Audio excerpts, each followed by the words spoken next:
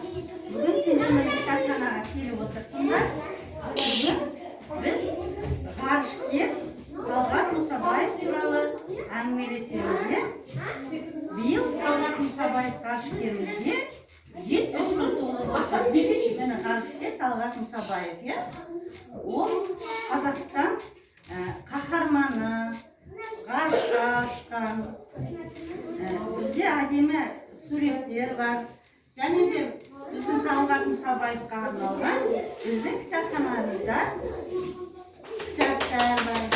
Іші суреттелген, ұшқыштар суреттері бар. Балалар келіп көріп танысаңдар болады.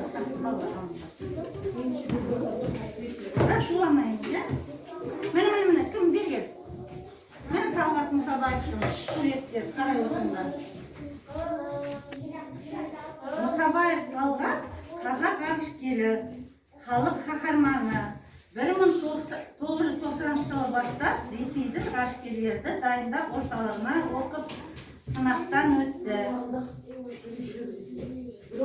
Жаңағыда келіп, біздің кітапханамызға келіп, сендерге арналған, сендердің жастарына арналған жаңа ғарышкерлер туралы біздің кітапханамызда кітаптар бар.